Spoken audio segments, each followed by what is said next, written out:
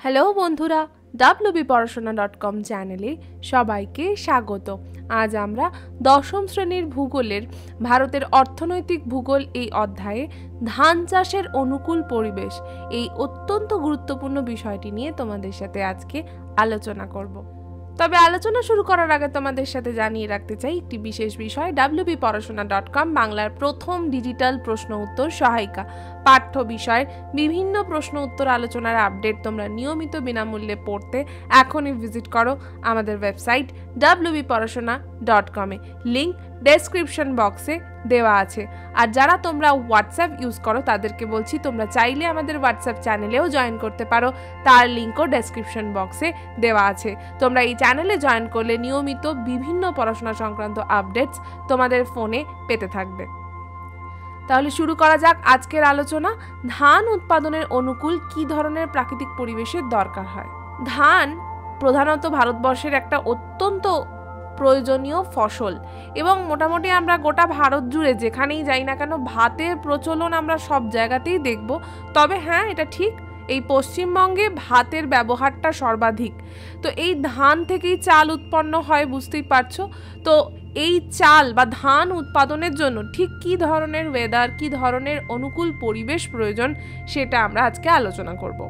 দেখো, জলবায়ু কীরকম প্রয়োজন? জলবায়ুর মধ্যে বেশ কয়েকটি ভাগ রয়েছে। প্রথম হচ্ছে উষ্ণতা। ধান চাষের জন্য 15 থেকে 30 ডিগ্রি উষ্ণতা প্রয়োজন। তবে ধান পাকা বা তোলার সময় কিন্তু আরেকটু বেশি উষ্ণতা অর্থাৎ 25 থেকে 35 ডিগ্রি উষ্ণতা প্রয়োজন হয়।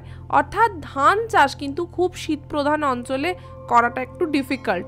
বৃষ্টিপাত, ধান মূলত বৃষ্টিপাতের উপর নির্ভর করে। প্রায় 150 থেকে 250 সেন্টিমিটার বৃষ্টি ধান চাষের জন্য একেবারে আদর্শ।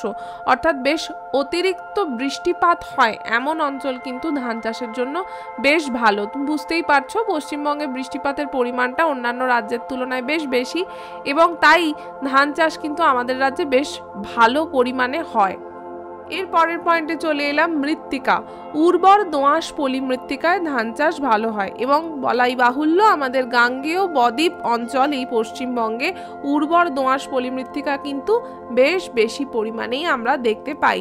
কেন পলিমাটি প্রয়োজন? কারণ পলিমাটির নিচে অপ্রবেশ্য কাদামাটির স্তর থাকলে ধান গাছ তার প্রয়োজনীয় জল ধারণ করতে পারে। এটা একটা সুবিধা, তার জন্যই কিন্তু এই ধরনের মৃত্তিকা প্রয়োজন হয়। ভূমি, সমতল ভূমি ধান চাষের পক্ষে আদর্শ, অর্থাৎ পাহাড়ি অঞ্চল কিন্তু ধান চাষের পক্ষে মোটেই সুবিধাজনক নয়। তাই আমরা নদী উপত্যকা, বদ্বীপ বা উপকূলীয় অঞ্চলগুলিতেই মূলত ধান চাষ করতে পারি। অর্থনৈতিক পরিবেশ, এবার তো বললাম প্রাকৃতিক পরিবেশ, মানে ঠিক ক্লাইমেট আমাদের কি কি সাহায্য করলে আমরা ভালো ধান চাষ করতে পারবো। এবার চলে আসছি অর্থনৈতিক পরিবেশে। প্রথম হচ্ছে শ্রমিক। অবশ্যই ধান একটা শ্রমনিবিড় চাষ, তাই ধান জমি তৈরি করা, বীজ তোলা, ধান বাঁধা, ঝাড়া, আগাছা পরিষ্কার, এগুলো সবই ধান চাষের সাথে যুক্ত। প্রভৃতি কাজের জন্য কি প্রচুর পরিমাণ দক্ষ, সুলভ এবং কর্মঠ শ্রমিক লাগে, অর্থাৎ পরিশ্রমী মানুষ লাগে। জনবহুল ভারতে কিন্তু তাই ধান চাষের জন্য শ্রমিকের অভাব হয় না। দ্বিতীয় হচ্ছে জলসেচ। আমরা জানি আমরা মৌসুমি বায়ুর দ্বারাই আমাদের জলবায়ু প্রধানত নিয়ন্ত্রিত এবং তার ফলে কি হয়েছে, প্রায় 4টে থেকে 6টা ঋতু সৃষ্টি হয়েছে এবং 6টার মধ্যে 4টে ঋতু ভীষণ ভালোভাবে আমরা প্রকটভাবে আমরা বুঝতে পারি। এখন এই 4টে ঋতুতে সমানভাবে বৃষ্টি তো হয় না, বৃষ্টি মেনলি হয় বর্ষাকালে, কিন্তু ধান চাষের জন্য একটা রেগুলার জলের ফ্লো দরকার, তার জন্য কিন্তু কৃত্রিম উপায়ে জলসেচ প্রয়োজন। তাই ধানের ফলন সুনিশ্চিত করতে কিন্তু জলসেচ ভীষণভাবে থাকা দরকার। বিশেষত বোরো ধান কিন্তু জলসেচ ব্যবস্থার উপর ভিত্তি করেই গড়ে ওঠে। ধান আলোচনার ফাঁকে তোমাদের সাথে শেয়ার করে নেবো একটা বিরাট বড় খবর। সেটা হচ্ছে wbporashona.com সম্পাদিত 2025 মাধ্যমিক মক টেস্ট ইবুক সিরিজ চলে এসেছে। তোমরা আর দেরি না করে দ্রুত কিনে ফেলো। থাকছে 7টি সাবজেক্টেই, অর্থাৎ মাধ্যমিকের সব বিষয়, বাংলা, ইংরাজি, ভূগোল, ইতিহাস, ভৌতবিজ্ঞান, জীবনবিজ্ঞান এবং গণিতের উপর পাওয়া যাচ্ছে। কি থাকছে? 2টো মক প্রশ্নপত্র বা মক টেস্ট। এই 2টো মক টেস্টই অ্যারেঞ্জ করা হয়েছে পুরো 90 নম্বরের ওপর এবং এই প্রশ্নপত্রগুলো ভীষণ ভীষণ ইম্পর্টেন্ট। অর্থাৎ এই মাধ্যমিকে আসতে পারে এই ধরনের ভীষণ ইম্পর্টেন্ট কিছু প্রশ্ন দিয়ে আমরা তৈরি করেছি এবং অবশ্যই এর সাথে থাকছে এর সম্পূর্ণ উত্তরপত্র। তাই আর দেরি না করে পরীক্ষার আগে ভালোভাবে নিজেকে আরও একবার প্রস্তুত করে নিতে এখনই কিনতে হবে এই মক টেস্ট ইবুক সিরিজ, যাকে আমরা বলছি মাধ্যমিকের সাফল্যের লাস্ট মিনিট গাইড।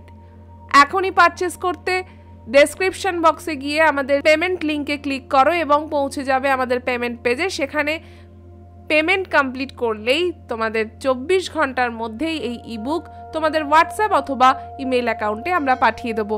আর তোমরা যদি আরও কিছু বিশদে জানতে চাও তাহলে দেখো স্ক্রিনে একটা নাম্বার দেওয়া রয়েছে, এই নাম্বার ডায়াল করে আমাদের সাথে কন্ট্যাক্ট করতে পারো।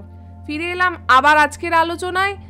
মূলধন ধান চাষের জন্য যে উচ্চ ফলনশীল বীজ, সার, কীটনাশক, বিভিন্ন যন্ত্রপাতি, ট্রাক্টর প্রভৃতি যে কিনতে হয় তার জন্য অবশ্যই প্রচুর অর্থ প্রয়োজন। তাই মূলধন ছাড়া এই ধরনের চাষবাস সম্ভব নয়।